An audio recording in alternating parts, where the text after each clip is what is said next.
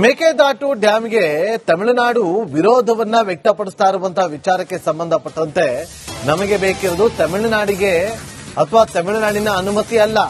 ನಾವು ಡ್ಯಾಂ ಕಟ್ಟೋದಕ್ಕೆ ಪಕ್ಕದ ರಾಜ್ಯದ ಅನುಮತಿ ಬೇಕಿಲ್ಲ. ನಮಗೆ ಅನುಮತಿ ಕೊಡಬೇಕಿರೋದು ಕೇಂದ್ರ ಸರ್ಕಾರ. ಹೀಗಂತ ಬೆಂಗಳೂರಲ್ಲಿ ಜಲಸಂಪನ್ಮೂಲ ಸಚಿವ ರಾಮಲಿಂಗಾರೆಡ್ಡಿ ಅವರು ಹೇಳಿಕೆಯನ್ನ ಕೊಟ್ಟಿದ್ದಾರೆ. ಕೇಂದ್ರ ಅನುಮತಿ ಕೊಟ್ಟಿದೆ, ಸುಪ್ರೀಂ ಕೂಡ ನಮ್ಮ ಪರವಾಗಿದೆ, ನಾವು ಮೇಕೆದಾಟು ಅಣೆಕಟ್ಟು ಕಟ್ಟಲು ಸಿದ್ಧ ಅಂತೇಳಿ ಸಚಿವ ರಾಮಲಿಂಗಾರೆಡ್ಡಿ ಅವರು ಹೇಳಿಕೆ ಕೊಟ್ಟಿದ್ದಾರೆ.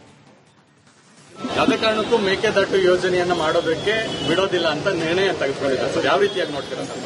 ಈಗ ಒಂದು ಮೇಕೆದಾಟು ಅಣೆಕಟ್ಟು ಕಟ್ಟಬೇಕು ಅಂತ ನಾವು ಹಿಂದೆ ತೀರ್ಮಾನ ತಗೊಂಡು ಕೇಂದ್ರ ಸರ್ಕಾರದ ಅನುಮತಿ ಕೇಳಿದ್ದೀವಿ.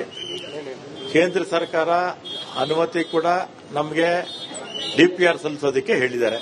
ಡಿಪಿಆರ್ ಸಲ್ಲಿಸೋದಕ್ಕೆ ಸ್ವಲ್ಪ ಅದನ್ನ ಕ್ಲಾರಿಫಿಕೇಶನ್ ಕೊಡಿ ಅಂತ ನಮ್ಗೆ ವಾಪಸ್ ಹಾಕಿದ್ದಾರೆ. ಅದನ್ನು ನಾವು ಸಲ್ಲಿಸ್ತೀವಿ. ಇದೇ ಮೇಕೆದಾಟು ಮೇಲೆ ತಮಿಳುನಾಡವರು ಹಿಂದೆ ಮಿಸ್ಲೇನಿಯಸ್ ಕೇಸ್ ಹಾಕಿದ್ರು. 2025ರಲ್ಲಿ ವಜಾ ಆಯಿತು ಸುಪ್ರೀಂ ಕೋರ್ಟ್ಗೆ. ಆಮೇಲೆ ಅದರ ಮೇಲೆ ಐಎ ಹಾಕಿದ್ರು. ಅದು 26ರಲ್ಲಿ ವಜಾ ಆಯಿತು. ಎರಡೂ ಕಡೆ ಸುಪ್ರೀಂ ಕೋರ್ಟಲ್ಲಿ ಅವ್ರ ಪರ ಏನೂ ಆಗಲಿಲ್ಲ. ಮತ್ತೆ ಕೇಂದ್ರದಲ್ಲಿ ಪಾರ್ಲಿಮೆಂಟ್ ಅಲ್ಲಿ ಮೊನ್ನೆ ಲೋಕಸಭೆ ನಡೆಯುವಂತಹ ಸಂದರ್ಭದಲ್ಲಿ ಕೇಂದ್ರದ ರಾಜ್ಯ ಜಲಶಕ್ತಿ ಮಂತ್ರಿಗಳು ಅಕ್ಕಪಕ್ಕದ ರಾಜ್ಯಗಳಿಗೆ ಅಣೆಕಟ್ಟು ಕಟ್ಟೋದಕ್ಕೆ ಅವರ ಅನುಮತಿ ಬೇಕಾಗಿಲ್ಲ ಅಂತ ಬಹಳ ಸ್ಪಷ್ಟವಾಗಿ ಹೇಳಿದ್ದಾರೆ. ಅವರು ರಾಜಕೀಯ ಕಾರಣಗಳಿಗೋಸ್ಕರ ಅಲ್ಲಿ ನಿರ್ಣಯ ಮಾಡಿಕೊಳ್ತಾರೆ.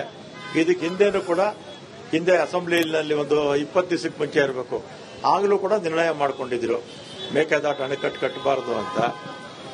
ಅವ್ರಿಗೂ ನಾವು ಕಟ್ಟುವಂತ ಅಣೆಕಟ್ಟು ನಿಲ್ಲಿಸುವಂತ ಅಧಿಕಾರ ತಮಿಳುನಾಡು ಇಲ್ಲ. ನಮಗೆ ಅನುಮತಿ ಕೊಡಬೇಕಾಗಿರ್ತಕ್ಕಂಥದ್ದು ಕೇಂದ್ರ ಸರ್ಕಾರ. ಕೇಂದ್ರ ಸರ್ಕಾರಕ್ಕೆ ನಾವು ಡಿಪಿಆರ್ 15ನೇ ತಾರೀಕು ಒಳಗಡೆ ನಾವು ಸಲ್ಲಿಸ್ತೀವಿ. ಅನುಮತಿ ಕೊಡ್ತಾರೆ. ಸುಪ್ರೀಂ ಕೋರ್ಟ್ ನಮಗೆ ಅನುಮತಿ ಕೊಟ್ಟಿದೆ. ಅಂದ್ರೆ ತಮಿಳುನಾಡು ವಾದ ಏನಿತ್ತು ಅದನ್ನ ವಜಾ ಮಾಡಿದ್ದಾರೆ. ನಾವು ಕಟ್ಟೋದೇ. ಸರ್, ಒಂದು ವೇಳೆ